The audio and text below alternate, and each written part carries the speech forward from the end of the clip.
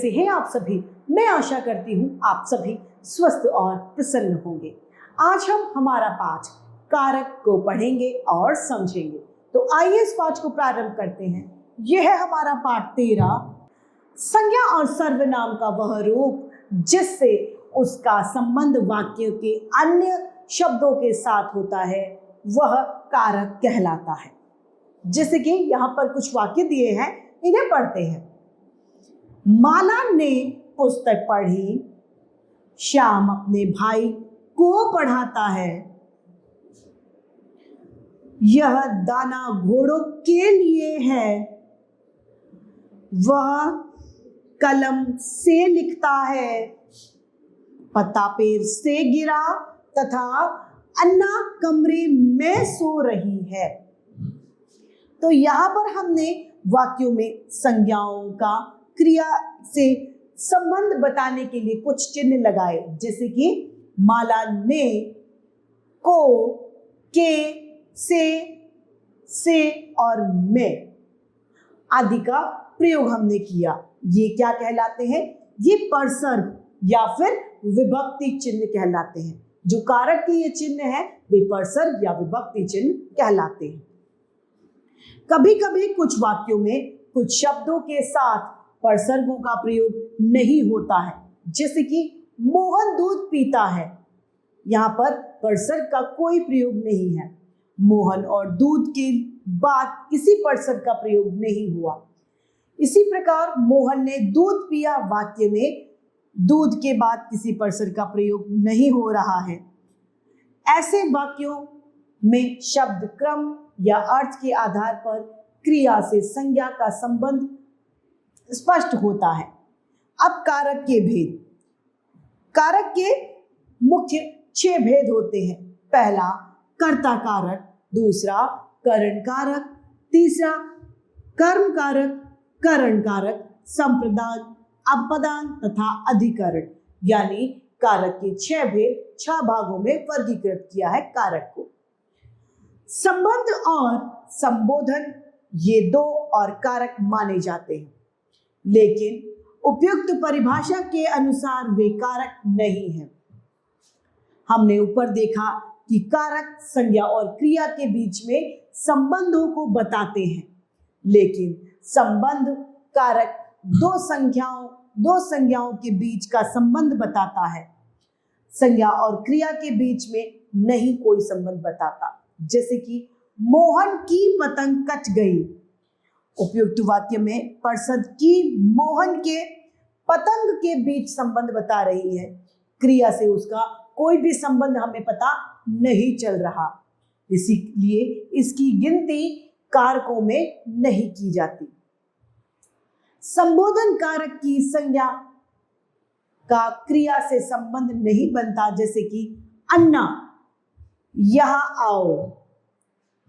यहां पर अन्ना संबोधन है, लेकिन क्रिया से संबंधित यह नहीं है।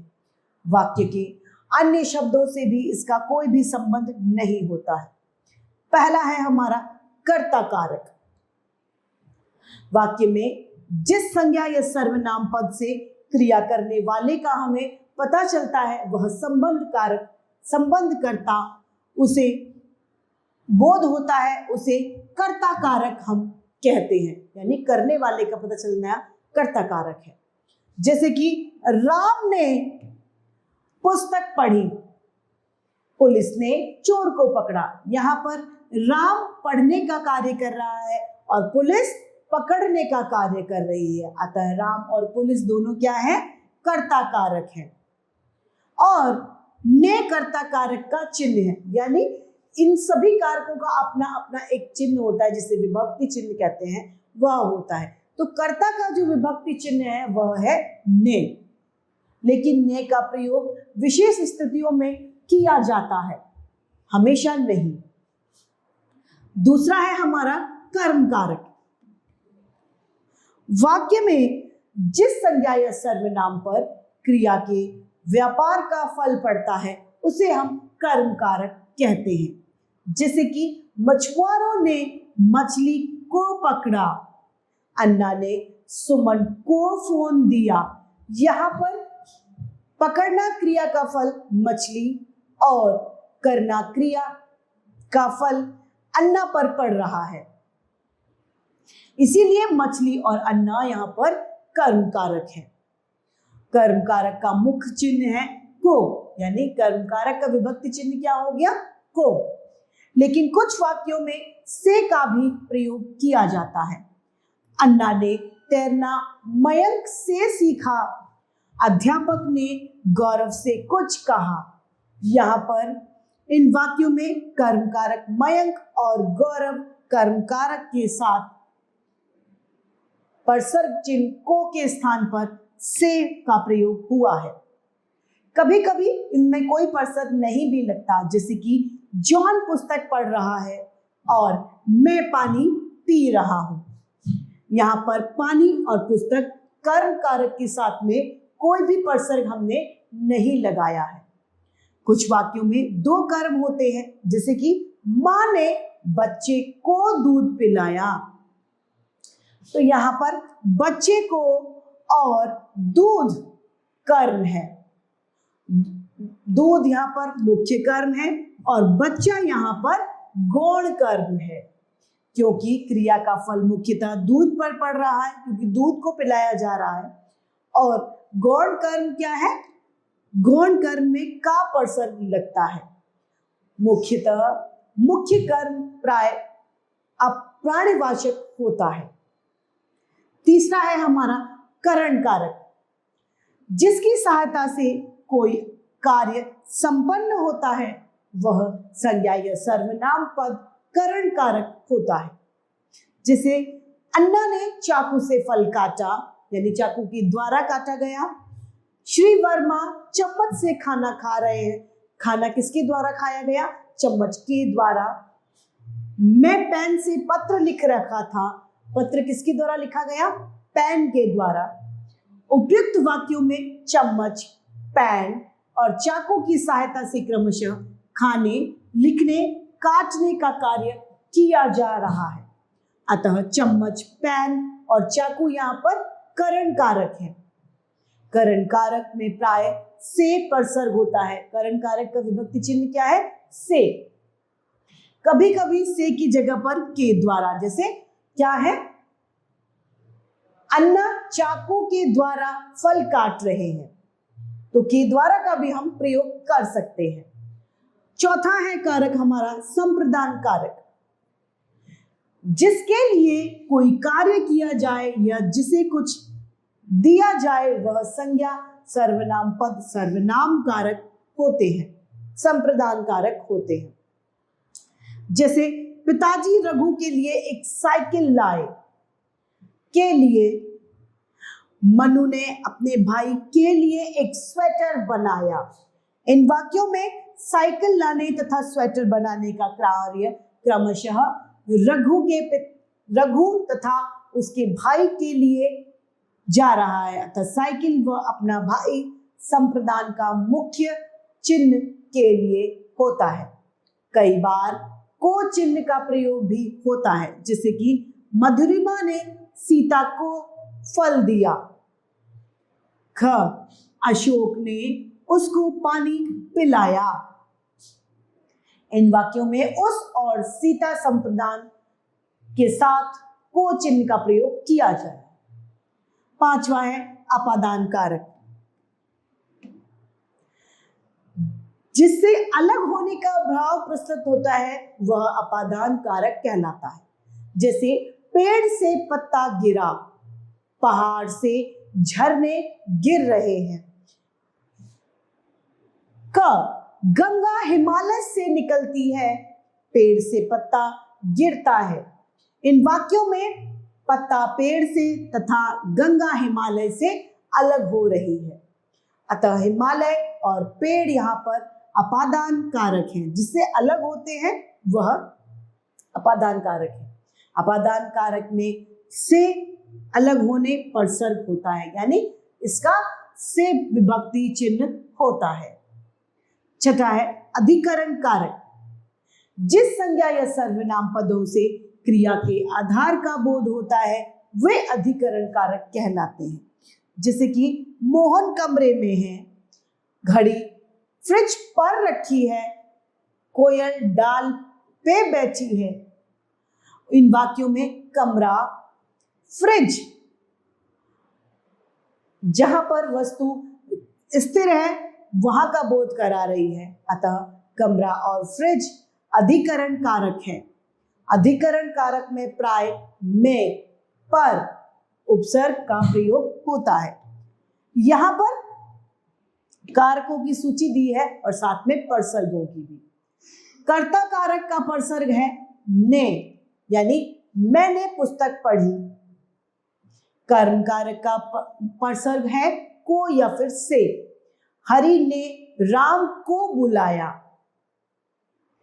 करण का परसर्ग है से या फिर के लिए। उदाहरण है सतीश ने पेन से लिखा। संप्रदान कारक का परसर्ग है को या के द्वारा। तुमने अजय को एक फल दिया। अपादान कारक का है से अलग होना। गंगा हिमालय से आती है। अधिकरण कारक में है मैं या फिर पर। कक्षा में बच्चे हैं, इसका उदाहरण है। यहां पर ध्यान रखने की बात है कि संबंध का चिन्ह का, की, के है और संबोधन का चिन्ह हे, हो, अरे, अजी आदि है। यह पहले ही बताया जा चुका है कि इन दोनों का संबंध क्रिया से नहीं होता, अतः ये कारकों की संख्या में नहीं गिने जाते। अब यहां पर कारक का एक वचन और बहुवचन है। कर्ता कारक है बालक, बालक ने। बहुवचन बालकों और बालकों ने। कर्म कारक है बालक को या बालक से, बालकों को या बालकों से। करण है बालक से या बालक के द्वारा, तो बालकों से या बालकों के द्वारा। संप्रदान कारक है बच्चों, बालक के लिए या को, बालकों के लिए या बालकों को। अपादान कारक है बालक से, तो बहुवचन क्या होगा? बालकों से। संबंध कारक है बालक का के की या बालकों का के की। अधिकरण कारक है बालक में या बालकों, बालक को बालक पर, तो बालकों में या बालकों पर। संबोधन है हे बालक एक वचन तथा हे बालकों बहुवचन। इसी के साथ में हमारा पाठ कारक समाप्त होता है। आइए इसे अभ्यास कार्य इसके देखते हैं। अभ्यास कार्य पहला, सही विकल्प पर हमें सही चिन्ह लगाना है। संज्ञा और सर्वनाम का वह रूप जिससे उसका संबंध वाक्य में अन्य पदों के साथ जाना जाता है वह क्या कहलाता है? लिंग, वचन, कारक या सर्वनाम वह कारक कहलाता है।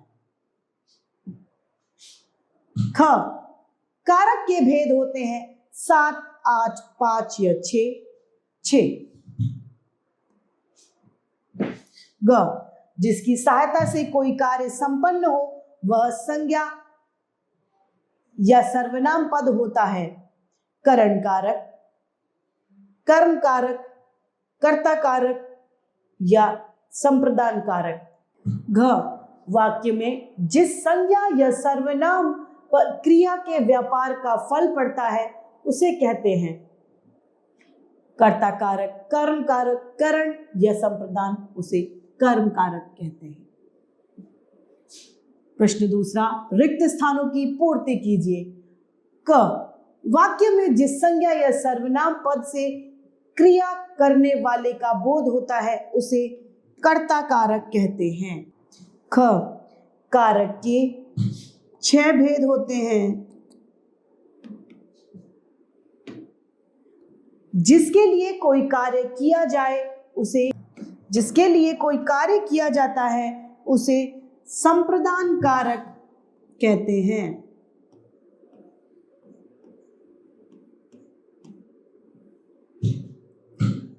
जिससे अलग होने का भाव प्रकट होता है वह अपादान कारक होता है।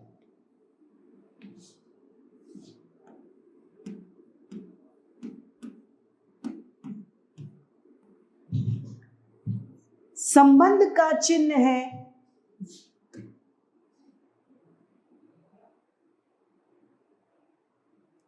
का, की, के।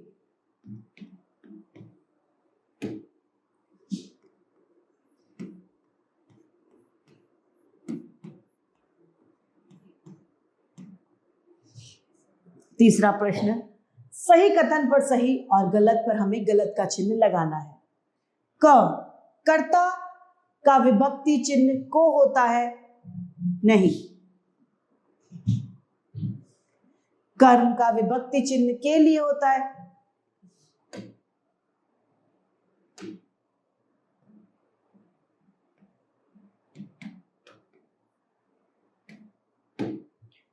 नहीं। कारकों की संख्या 7 होती है।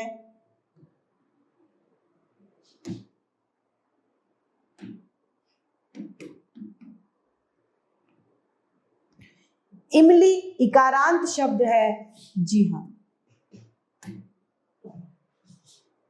अब हमें यहां पर सुमेल करना है। कर्ता ने कर्म को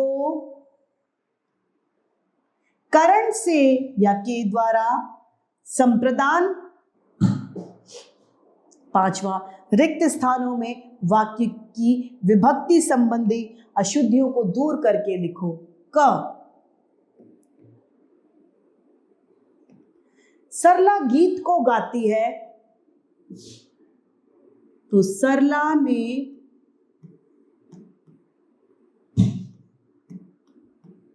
गीत गाया।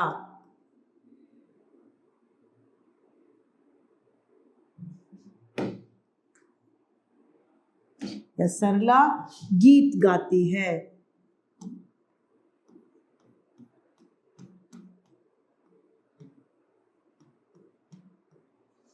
दूसरा, कौआ डाल में बैठा है, कौआ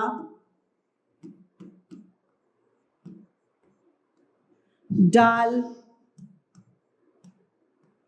पर बैठा है।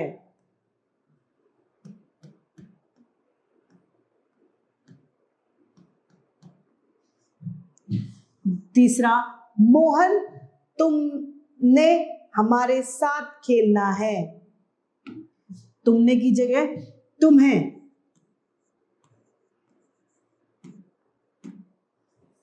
घ, वह स्कूल को आया, वह स्कूल आया।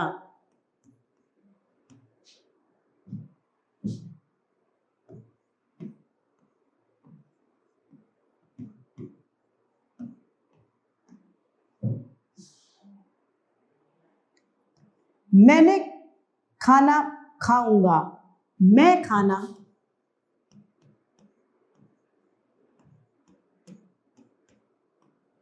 खाऊंगा।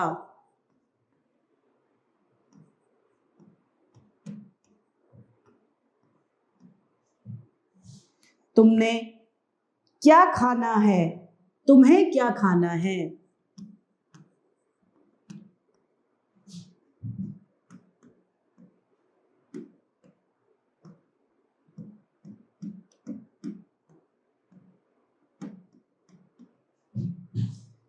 हमने पुस्तक पढ़ता है, हमने पुस्तक पढ़ी है।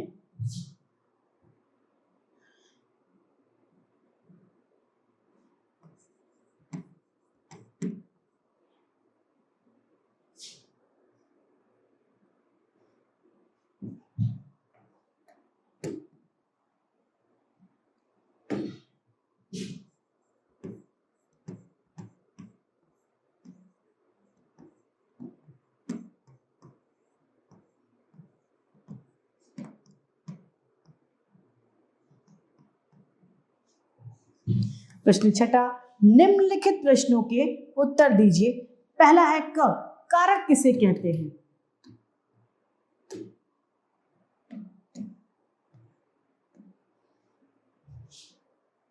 संज्ञा और सर्वनाम का वह रूप जिससे उसका संबंध वाक्य में अन्य शब्दों के साथ जाना जाता है, उसे कारक कहते हैं।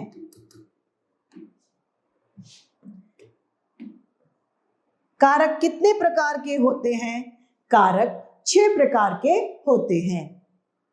ग, कारकों के विभक्ति चिन्ह लिखिए। तो कारकों के विभक्ति चिन्ह कैसे हैं? ये कर्ता का विभक्ति चिन्ह, कर्ता कारक का ने, कर्म कारक का को या से, करण कारक का से या के लिए, संप्रदान कारक का को या के द्वारा, अधिकरण का से अलग होना और अधिकरण का में या फिर पर। करण कारक और अपदान कारक में क्या अंतर है? करण कारक वह है जिसकी सहायता से कोई कार्य संपन्न होता है, वह करण कारक कहलाता है। और अपादान कारक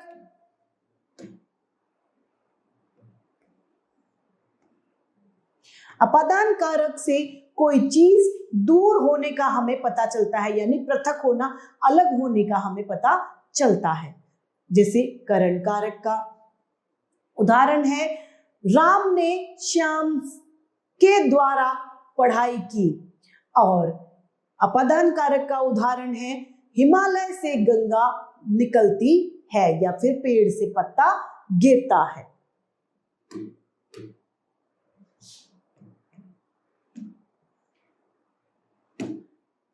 प्रश्न ड, अधिकरण कारक को स्पष्ट कीजिए।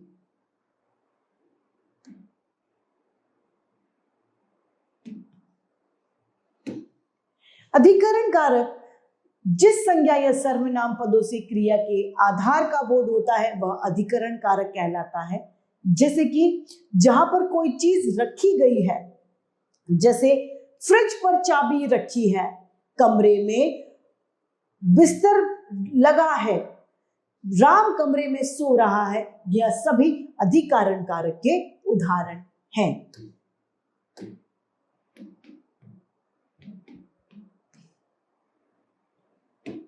तो इसी कारक के साथ में हमारा ये पाठ कारक समाप्त होता है। मैं आशा करती हूं आप सभी को यह पाठ भली भांति रूप से समझ में आया होगा। आज के लिए इतना ही, फिर मिलते हैं। धन्यवाद।